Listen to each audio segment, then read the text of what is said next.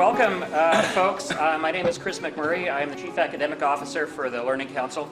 I have with us three gentlemen who are representing some power in the educational system. They've done some great things. I am going to be asking them some questions, and we're going to hear from them firsthand what their experiences are, things that they're excited about, some aspirations, and we're recording this because we do for sure want to make sure that we're sharing the knowledge and sharing the learning with the rest of the educators in the field. So, gentlemen, welcome. If you could give your a couple of minutes for introductions, and I'll start on this end. Absolutely. Hey, everybody. My name is Jose Gonzalez. I'm the Chief Technology Officer at LA County Office of Education, and I've been in K-12 education for about 19 years. So great to be here. Welcome. I'm David Miyashiro, Superintendent of the Cajon Valley School District in San Diego. Good afternoon, everybody. On behalf of the County Superintendent, Dr. Alma Harris, we want to welcome you to Orange County. My name is Carl Fong. I'm the Chief Technology Officer for the Department of Education here in Orange County, and I've been with the department close to 38 years. Perfect. Thanks. Welcome. Thank you for being here. So we're going to jump right in. What I'm going to ask you, and I think we're just going to continue with the procedure here. I'm going to ask you to speak to lessons learned. And so we've all been through some trying times and some learning times, and we've looked back at the pandemic-induced sorts of shifts that occurred. There were some positives there. We've experienced some challenges. What would you say the top two lessons that are that you learned coming through that experiences? Absolutely. Thank you for that. I think number one is the importance of connectivity, right, and having access to the hardware and devices. And I think one of the good things that came out of the pandemic was that was expedited, right? So now everybody's got that laptops, got the connectivity, but we really need to focus now on the training that needs to come with it. And being with the county office and kind of working with our 80 districts in LA County, you get to see the districts that had a really strong LMS and had done all the, SAMR model and really had built out that structure. And then now as they're coming back and we're visiting them, they're chugging along, they've embraced it, they're there. And then you get the districts that maybe were forced into it and just push devices out, and they're now like, I went to a school district and I was talking to the kids and I'm like, aren't y'all excited? I'm kind of pumped up myself. You got devices, you got internet, and they go, well, we like the old way better. And I'm like, what do you mean?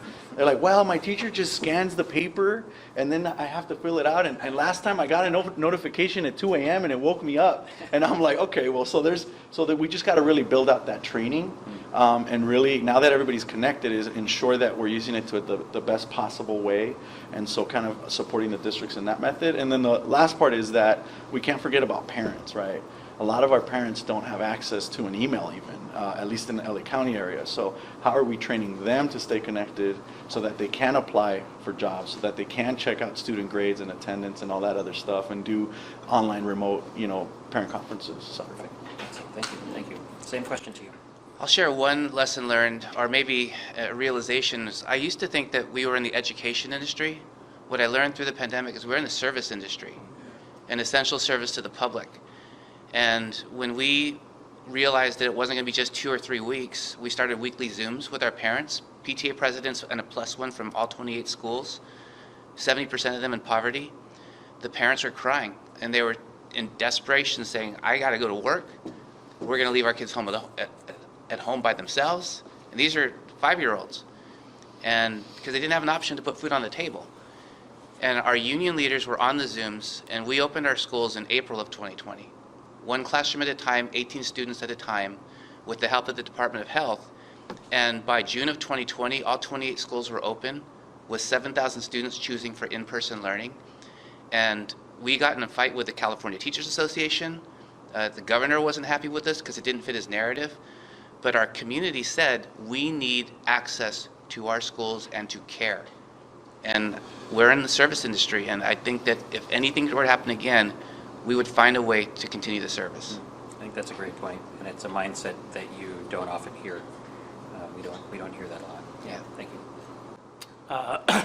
One thing nice being on the end, I can just say echo my colleagues here. But I do echo them, because one thing I learned about COVID to us at Orange County Department of Ed was more of an afterthought, a byproduct. We went virtualization, so we have virtual desktops for every single administrator and teacher in Orange County for about 10 years now. And when COVID hit in 2020 and 2021, we met in cabinet and the workforce remote from home and everything else. It was easy for me to roll it out because basically they're used to it.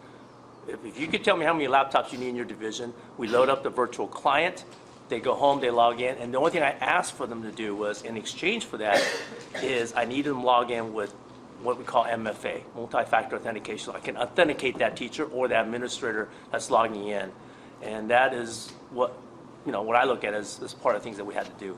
Now, that doesn't happen in the schools in Orange County because they're still dealing with some of the infrastructure changes that Chief spoke about at Cisco. That is the stuff that rides on their internal network. That has to be redesigned now because, right, it's a utility. You flick on a light switch and electricity can come in. Same thing with tech. It's like what happened just a few minutes ago. Right? You expect to plug in not a dongle, but an adapter into a laptop and you expect it to work. Right? That's the world we live in now. Sure. Yeah, no, that's great. Those are great points. Yeah, hopefully we come out of this learning those lessons and being able to move forward from them and use those as levers for change, for sure. So the next question is this. What do you think, in light of and in the context of the conversation that we've had today? We're talking about forward movement, we're talking about evolution, we're talking about shifting practice, shifting structures. We've been talking about this for more than 10 years, and to your point, some were ready when others were forced, and for them it was a flip of a switch. It simply was. They were ready for digital days, they just expanded that to 5. And so it's not new. We know that this has been coming. We know that 150 years of tradition in structure for education isn't working for anyone, and yet we're still admiring the problem. Right? And we're making incremental change, and that's fine. However, as we move toward that change, what do we do with the kids who are here in front of us today? Right? We have a responsibility to every kid every day, and so my question to you is, since we've been admiring the problem for some time, what is it going to take in your mind to actually get there? What are we going to have to be able to do, and mindset shift in order to make that change happen at scale? What do you think? Yeah, thank you. I think there's a few things. I think we're really focusing on connectivity, and there's a lot of stuff that's happening at the state and federal level around infrastructure and broadband and ensuring that you have high quality internet, because there's a difference between that and some of our kids that had to have their cameras off and all this stuff, especially in low income areas. And there's actually a report that just came out on that on the LA Times, where basically our low-income areas were paying more for slower speeds than our high-income areas for, probably some capitalistic reasons. But we got to work on that, and it's got to become a utility, right? Like running water. Every household should have internet, and we're working through that through the Delete the Divide initiative, partnering with LA County. But then we can't forget that right behind that is the concept that we talked about, and we need our instructional technology and education technology leaders to start to work with our educators to be ready for now that they have those devices. Is how do you leverage LMS in the best possible way? How do you engage parents? How do you get everybody connected? And then also move on and have more funding allocated to that. And how do you get parents engaged online now, right? So allocating the funds to support that what's coming after the digital divide, but not forgetting that the E-rate rules are 20 years old, right? So we have to modernize those, and you have to be able to connect the students at the home, right? It can't just stop at the schools. Mm-hmm. Great, yeah. So E-rate's another one of those things that we have to, and an anachronism sort of that we have to start thinking about evolving. Yeah, as far as E-rate goes, if you think about it, for 20 years, there's been billions of dollars poured into our communities, and now you're adding more billions, but because of E-rate rules, you're saying, oh, don't touch those billions, build brand new infrastructure, and ignore the fact that every community has a hub of infrastructure that's ready to branch out and connect that community. Right. If we use that money, then you now have exponential abilities to do with the new funds that are coming in. Sure. So. Instead of funneling it. Yeah, exactly. Yeah, for sure. What do you think? I think public policy around accountability and assessment needs to change to help other districts start to value and shift their practices. In our district, we were applying for an innovation zone, which is I think the federal government allows for you to have, an innovation zone to be free from certain measures. it was not going to happen in California. And we realized that we don't need anyone's permission to do the right work. We don't need anybody but our school board, our labor unions, and the community to say, yeah, happiness, relationships, and gainful employment, we can get behind that. So let's design measures to do that, and that's what we're doing in our own district. But having been in 5 districts on my path here, it's hard to change unless policy changes. So I think policy and research. It's a good point, though, that you make about operating within your box, right? And so that's essentially what you're doing. You have a box. We all have a box, and we don't get to not have a box. Right. What we do have the opportunity to do, however, is work within that box through constrained creativity and do good things and innovate. And so that's where the innovation comes from. And I think that's a fantastic point that you make, because you do have the power. You actually do. And we hear superintendents all the time saying, oh no, I got these mandates, I've got all these bumpers that are set up, and yet they're not looking inside and saying, yes, I do have bumpers, what am I going to do with this now? Yeah. And that's a refreshing way to look at things, and I think that's for sure. Yeah, we need some more of that. Absolutely. Yeah, I agree with what both of my colleagues said too, but the thing that I look at is this is my soapbox. You have to involve all the key players in one place. You got to bring in legislation, because they're the ones setting all the rules per se, right? Well, if their kids go to public school, why not change it? We elected you up there, and you see all these problems, but you're passing all these mandates and all these rules that we can't play with because it's different. So you got to bring them all together, and you got to bring in the companies. What are they looking for in the workforce? That's their generation that they're going to go and get employed and everything else. And if we're still teaching the same old way, right, and we're setting alphabetical order and we're doing this, what are we doing? Right? We're not competing globally. We're going to lose. Right? Absolutely. I read a research report recently that had the top 3 elements of a person's life that impacted their ability to succeed in the workforce. One of those was early childhood education. One of those was education in general, and the other one was work experience, early work experience, and progressive work experience. And so what I was talking with a colleague about was we in public education significantly impact all 3 of those areas. And the experiences that we create and build within our educational systems impact that ability to succeed and thrive as they move out into the workforce. And I think that's, we always talk about it, Right. again, and how are we going to do it? And now's the time, right? Because we're losing time. So last question, and then I think we're going to wrap this up. So thinking forward, great work, great minds, fantastic ideas. What are you excited for moving forward and into the future? Absolutely. For me personally, LA County, I'm really excited that LA County proper, many folks may not realize this, but LA County Office of Ed is very separate from LA County. But LA County has actually invested art money into connecting our students. And they've basically said, we are going to take on the responsibility of connecting all 365,000 homes in LA County that don't have internet to the internet. And so that project's just kicked off. The RFP closed about a few months ago. So the first phase is the ACP and promoting the ACP program. Second phase, which is the RFP that just closed, is providing wireless to the lowest income communities with the worst broadband connection. And they're literally coming in and they're running fiber from wherever we need to. We're lighting up light poles and to these communities that need it. And then the last phase, which the RFP will probably go out for that soon, is a literal broadband connection, a fiber connection to each household with minimum 100 meg up and down. And so I'm excited about having every household in LA County connected. I think that's what I'm really looking forward to. That's fantastic. That's going to turn the corner for a lot of stuff, for a lot of work. Yeah, and the hope is that as we're doing that, we are talking to the FCC. Sure. We're talking to legislators, like you said, and Right. saying, hey, we're doing this. If you have us do it this way, it's going to cost double the price. Right. And if we do it right and we get the FCC to come along and we get the CPUC to come along and we change the rules so that we can work together and the legislators to come along, the governor to come along, then we could do this really well where it becomes a state or countrywide, nationwide model. Right? Sure, yeah, modeling, I think that's fantastic, because what you see a lot of in the policy level is that there's some nodding. And while they're nodding, you can tell that they're not getting it. Oh yeah, definitely. And being a visual learner myself, I really need to see that. Yeah. And so being able to model from some successes and along the way educate those individuals and those institutions so that they can then help spread that learning as well. That's Absolutely. great. That's fantastic. What do you think? What do you exercise? I'm going to give some context first. So in our community, we have the largest Middle Eastern refugee population in the country, and the parents that are able to make their way here are parents that were educated and had resources, pretty much. So our kids come with trauma, but our parents come with skills, but no credentials to enter the workforce because their credentialing, their degrees back in Turkey, Sudan, Iraq, they're not honored here. And so also in a high poverty community, there's lots of transiency with kids. And kids can go from school to school, district to district, based on the economic needs of the family.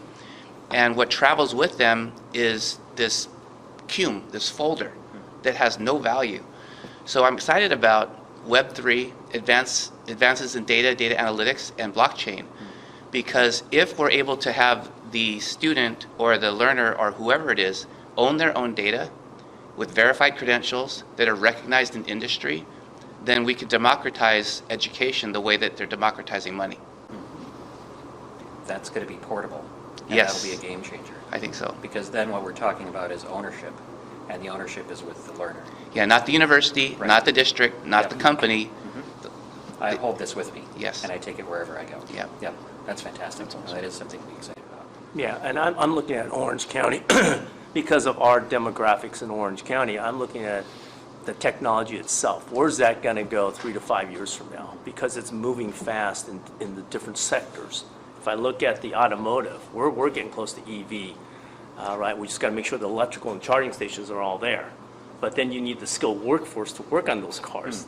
No longer are the mechanics going to be your carburetor guys, your engine guys. You're still going to have that niche, but most of the population go to EV. Then I look at where we're going to go as an infrastructure, because in order to make all this work, I've got to build this massive infrastructure countywide, and that is lanes of freeways, and so huge that we will never tap into it. Because those that travel 405, or at least I travel 91, that Carmageddon thing, when they shut down a lane, it's massive, right?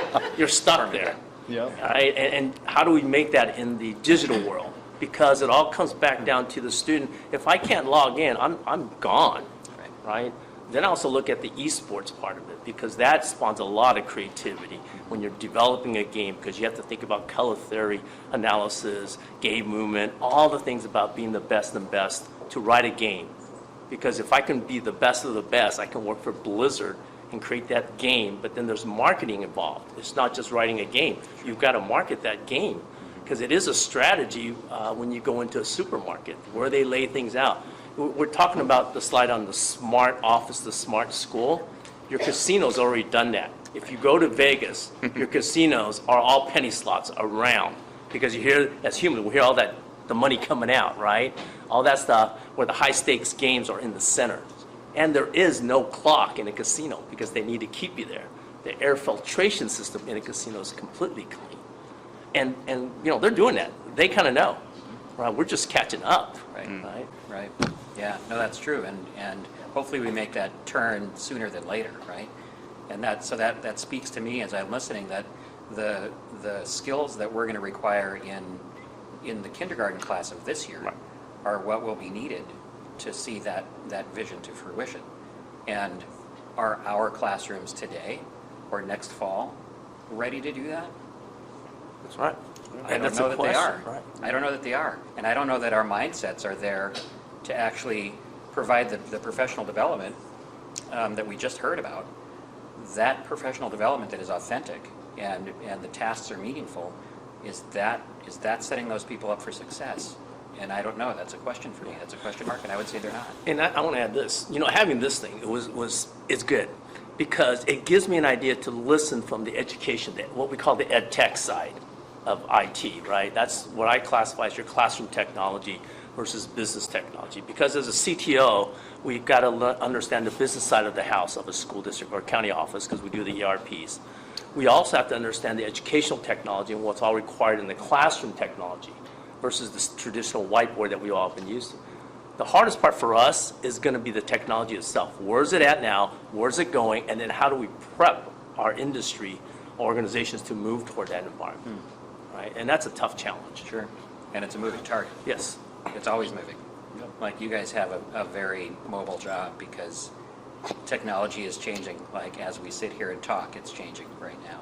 Right. So And you talk about like a budget that was unexpected. A lot of districts bought 70% of their devices 3 years ago or 2 Right. years ago, so they're going to have to do a refresh that was definitely not planned in the next Right. few years. And Right. so that's going to be a huge burden as well. And if you did that with unsustainable money, Yes. funds, then what are you going to do?